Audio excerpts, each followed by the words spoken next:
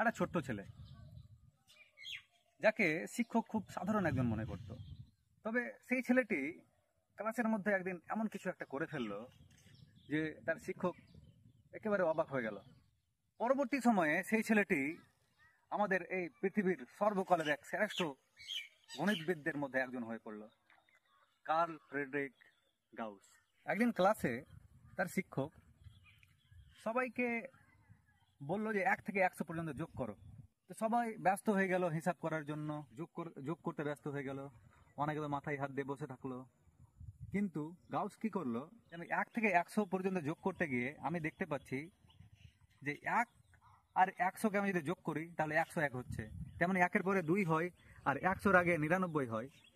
এভাবে করে 2 আর 99কে যোগ করে দেখছে, তবুও 101।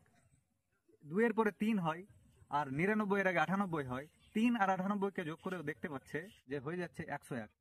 তো এভাবে করে টোটাল 50 জোড়া 101 পাওয়া যাবে। আর 50 জোড়া 101 পাওয়া যাবে ও খেয়াল করলো। ওই জন্য 50 দিয়ে 101কে গুণ করে তাড়াতাড়ি করে বের করে নিল যে 1 থেকে 100 পর্যন্ত যোগ করলে গেলে 5050 হবে। তো সেই জিনিসটা দেখে তার শিক্ষক খুব অবাক হয়েছিলেন। প্রথমে দেখছিলেন মনে হয় কিছু একটা ভুল করেছে, তবে পরে শিক্ষককে হিসাব করে দেখলেন যে সত্যিকারে তার হিসাব ঠিক ছিল। জার্মানির এক গরিব পরিবারে জন্মগ্রহণ করা সেই গাউস, সেই ছোট্ট ছেলেটি ছোটকাল থেকেই গণিতে প্রতিভা দেখিয়ে এসেছিলেন।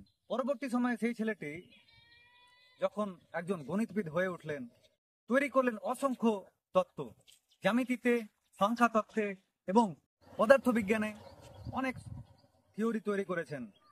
গাউস বলতেন, mathematics is the queen of all sciences. কথাটা একেবারে সত্যি।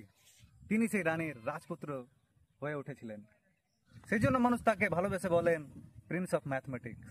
গাউসের জীবনের একটা শিক্ষা হলো যে আপনি যতই সাধারণ পরিবারে, গরিব পরিবারে, দরিদ্র পরিবারে জন্মগ্রহণ করেন না কেন, জীবনে যদি আগে বাড়ার একটা ভালো ইচ্ছা থাকে, ভালো পরিশ্রম যদি করে দেখাতে পারেন, তাহলে অবশ্যই আপনি বড় কিছু একটা হয়ে দেখাতে পারবেন।